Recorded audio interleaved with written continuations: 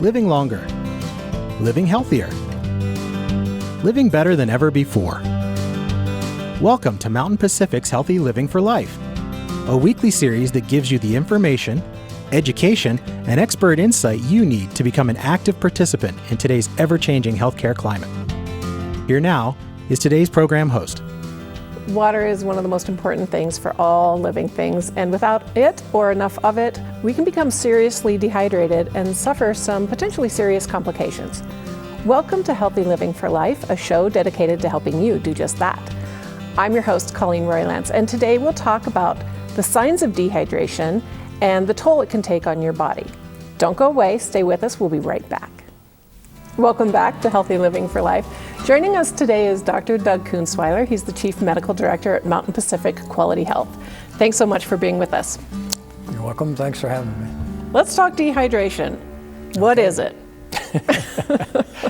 Well, as you said in your opening, water is essential to really all life on Earth. And human beings are roughly about 60% water, so we're kind of big walking bags of water. So dehydration, we are constantly losing water. Our kidneys, in order to get rid of waste, dilute it with water, and you pass that out as urine. To regulate our body temperature, we do that primarily through sweating, which is a loss of water. It evaporates, and that cools our skin, and that's how we keep ourselves from overheating. And then one loss that people don't generally think about, but just breathing. You're breathing out carbon dioxide primarily, but you're also breathing out water vapor. So we are constantly losing water, and so we have to replace that. So dehydration is when your replacement falls short of what you're losing. So there are a number of reasons why you get dehydrated. Could be that you're not taking enough in. Mm-hmm. Think of somebody stuck on the ocean in a life raft. They're surrounded by salt water, which they can't drink, and if they don't have water with them, there's no intake, and so eventually they're going to get dehydrated and they will die. The other side of that is you could have an increased loss through something like, say, vomiting or diarrhea or something that increases urine output, or if you are doing something vigorous in a hot climate, you're going to be sweating more, and so you're losing more. So it's an intake versus output sort of situation.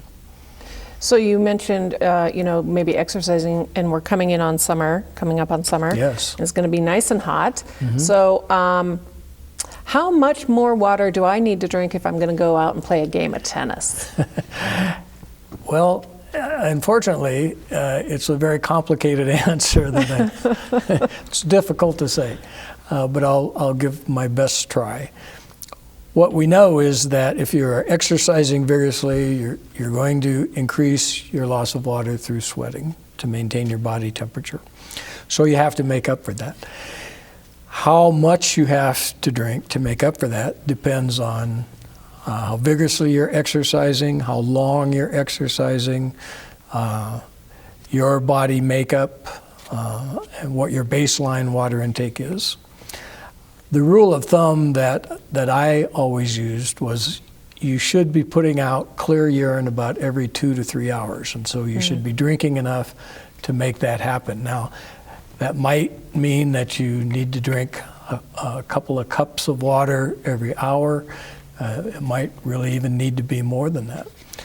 Some of the elite marathoners have been measured, and they put out as much as 2 liters per hour of sweat when they're exercising. Wow. And again, it really varies a lot depending on the temperature that you're exercising in and what you're actually doing. In general, we probably all walk around a little bit on the dry side because it's inconvenient. People have other busy things to do and they don't think about it. But if you're going to the restroom every couple of hours and you're passing clear urine, you're probably in pretty good shape. Okay.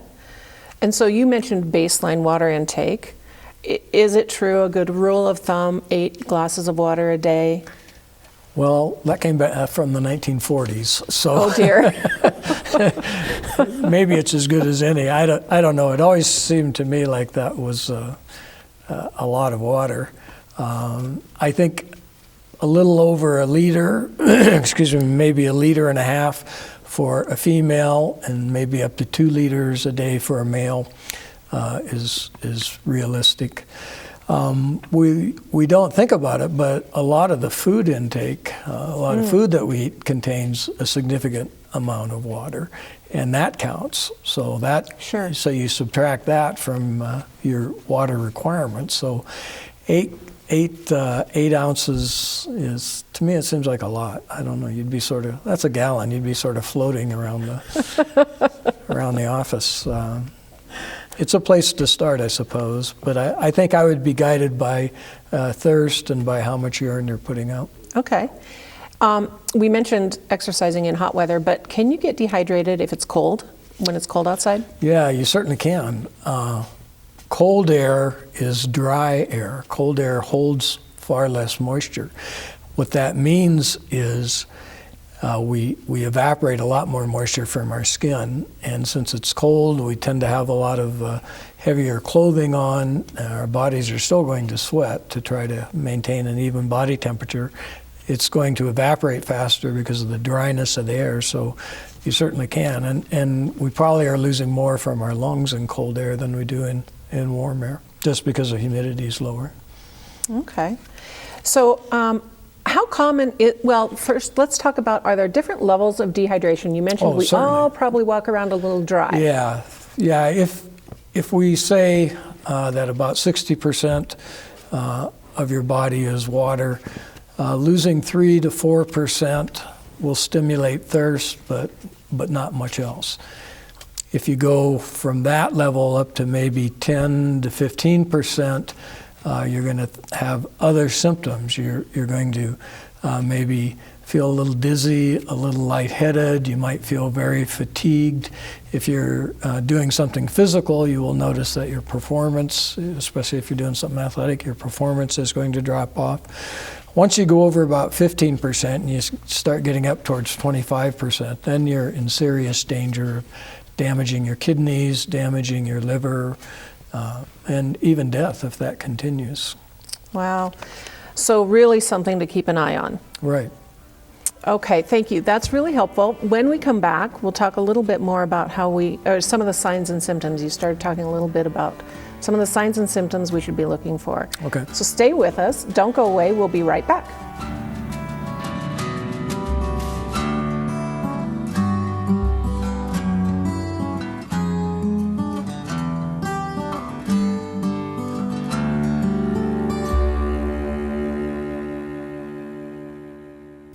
Welcome back to Healthy Living for Life. Dr. Kunzweiler is still with us, and we're going to talk a little bit about the signs and symptoms of dehydration and the toll it can take on your body. So let's talk a little bit about, how do I know if I'm dehydrated? Well, thirst is a guide. People don't always pay close attention to that, though. It's easy to ignore. And as you get older, your sense of thirst probably diminishes. But thirst is a guide, so you can look at that.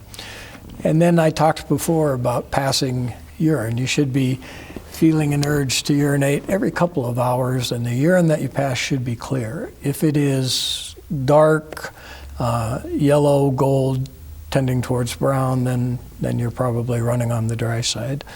And then there's the pinch test.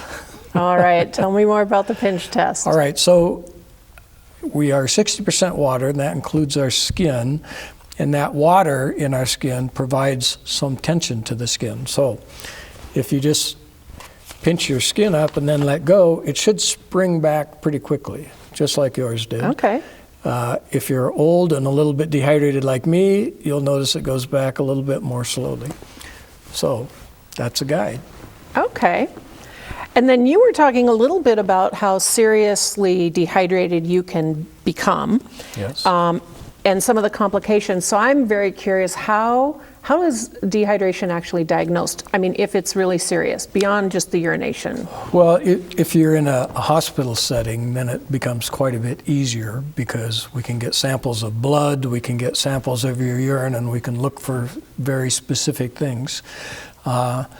As you lose body water, of course, all the other elements in your blood get concentrated, and so we will see things like your sodium level will go up, your potassium level will go up.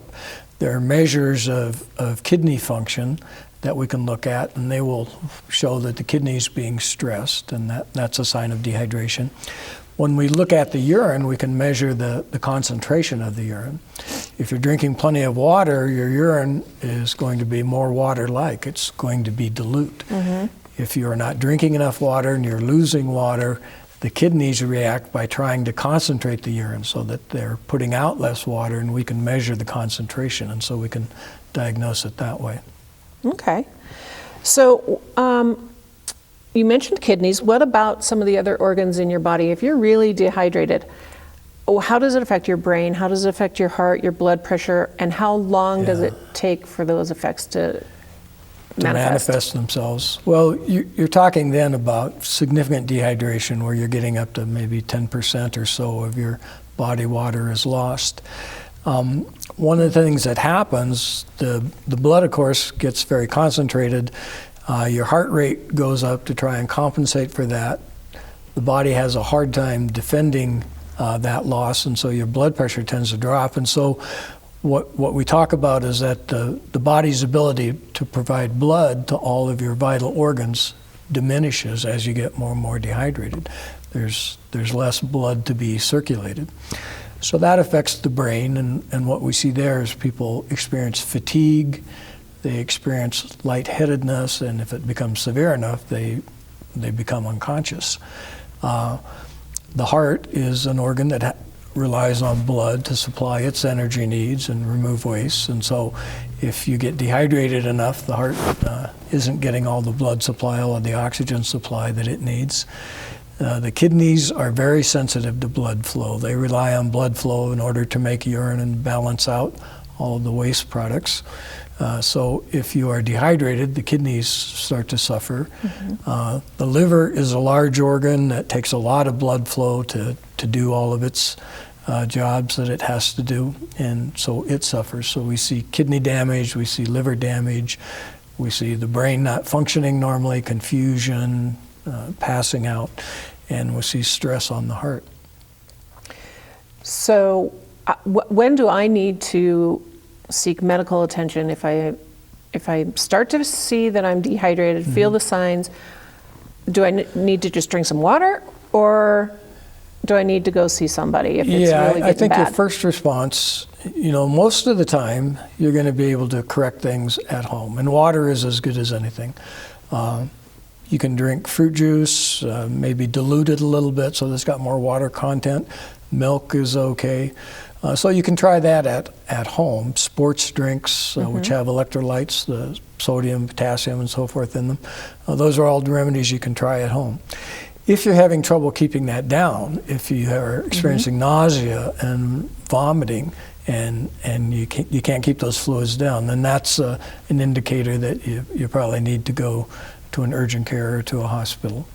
If you're starting to feel weak, or you're starting to feel dizzy, or feeling like you might pass out, then obviously you should seek medical care at that time. And then what will they do if I go to urgent care? They'll poke you with needles. Good. Pretty I much. like that. That kind of revives you. Yeah. We would probably start IV fluids and get you rapidly rehydrated so that we can avoid damaging your kidneys and liver and heart. Okay. If you do that, if you get those IV fluids, can it reverse any damage that might have been caused by dehydration? Yeah, it sort of depends on the level, but in general, yes. The body has the ability to recover and repair, and you can reverse most of the damage. I didn't mention muscle. In severe dehydration, muscle tissue also starts to break down, and that can give the kidneys trouble because it produces a lot of waste products then the kidneys have to try to handle, and you can get into serious trouble from muscle damage. So really there are potentially a lot of serious complications if you let this go too far. Absolutely. So when we come back, stay with us. We have to take a quick break, but when we come back, we have to go drink some water. We're going to take a drink of water, and then we're going to talk about how we can prevent dehydration in the first place. So stay with us. We'll be right back.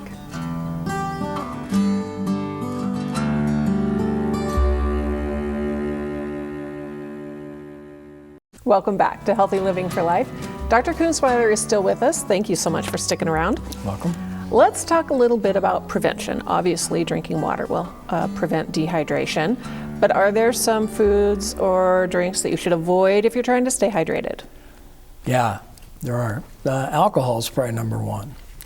You know, the old adage that you can't buy beer, you can only rent it, that turns out to be true. Alcohol is a diuretic, and so you think you're taking a lot of fluid in, but actually you're going to pee out more than you take in. So alcohol is not a good drink to try and hydrate yourself with. Caffeine has had the reputation of being a diuretic and a bad drink. We've softened that some. People have looked at that more closely, and it's true, caffeine is a mild diuretic. But it turns out that it's pretty mild, and you still have a net gain if you drink a cup or two of coffee in the morning. So a little coffee in the morning is okay. It's not going to kill you. Beyond that, plain water is fine. That doesn't really replace electrolytes. So if you have a significant loss, particularly if you've been exercising in a hot climate, then you need to replace some electrolytes. So then things like dilute juices, milk, some of the sports drinks are probably a better choice. What are electrolytes? Electrolytes are salts, sodium, Okay. potassium. Like table salt is sodium chloride. So sodium, potassium, chloride, magnesium, calcium, those are all salts that our body needs. You get most of it through the diet, through the food that you're eating, but some of it you need to get in the form of liquids as well. So you mentioned potassium in there. Bananas have a lot of potassium. So can you get some of this from eating bananas and fruits and things like that? Yeah, absolutely. And if you think about it, you know, I had mentioned that a lot of food has fluid in it, and the fruits, citrus fruits, they're probably at least 60% water. So soups, you know, are largely water. Foods that we don't think about, like pasta is, compare pasta before you cook it and after. It's all water that makes a difference. So we get a lot of water from the food that we eat.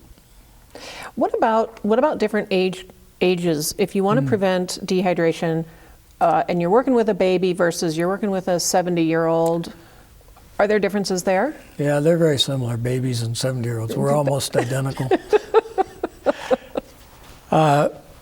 Well, it turns out the very old and the very young are the most susceptible to dehydration. It's easier for them to get dehydrated, and they're more likely to have a bad injury from it. So, you know, a healthy adult who vomits a couple of times is not a big deal. A newborn baby who vomits a couple of times, has a lot narrower window of getting into trouble. So you have to pay a lot more attention to that. So you mentioned in an earlier segment about fatigue being one of the signs of dehydration. Now, I'll tell you a little story. When I left my baby with my mother, yes, Mom, I'm talking about you, and I came back, he was very, very tired. So we actually took him to the doctor, and he was just dehydrated. Yeah. And that was one of the things that, she really didn't think about. Yeah. Yeah, it can happen quite easily. The younger you are, the greater body surface area you have compared to your body mass, which means you are losing more fluid just through evaporation from your skin than an adult would. So it's much easier for them to get dehydrated. Let's talk a little bit about travel. And if you travel to certain places and the water might not be safe, what are some of your options for avoiding dehydration in those areas? Yeah, the first one, of course, is to try and drink only bottled water, and check the cap and make sure that it actually is sealed. Most places have, good water, bottled water available for you, but then you have to think about things like ice in a drink that you order at a restaurant when you're traveling. That ice, you don't know if that's made from pure water or if it might be contaminated. So try to avoid iced drinks. If something has been boiled, like coffee or tea, that usually is safe. The water that's used, in soups and cooking, usually the heat is sufficient. That's usually safe. But tap water is a little bit dicey. So if you're in a third world country or a second world country where you're worried about it, I would stick to bottled water. You can take purification tablets. Those are usually iodine-based. They don't taste very good. It takes a long time for them to dissolve and kill whatever germs are in the water. So probably trying to use bottled water is a safer alternative. What about is it possible to drink too much water?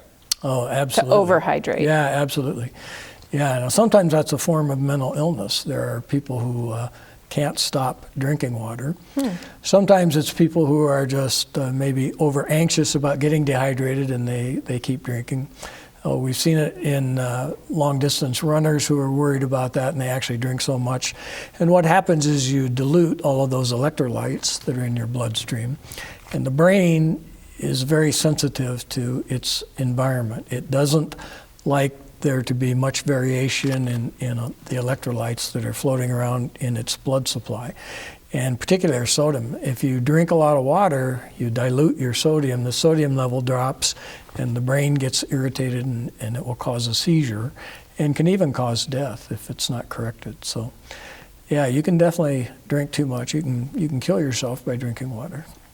So it's a delicate balance that we all need to be aware of. Absolutely. That's a lot of really good information. Thank you so much for being here. Appreciate it. Glad to be here. And thank you for watching. We hope you join us again next week. And until then, stay fit, stay well, stay healthy for life with Healthy Living for Life. Thanks so much. Healthy Living for Life is brought to you by Mountain Pacific Quality Health in partnership with AARP Montana.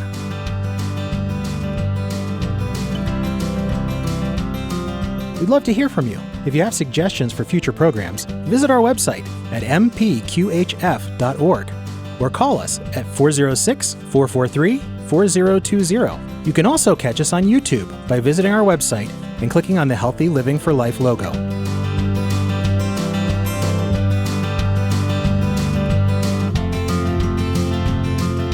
Production facilities provided by Video Express Productions.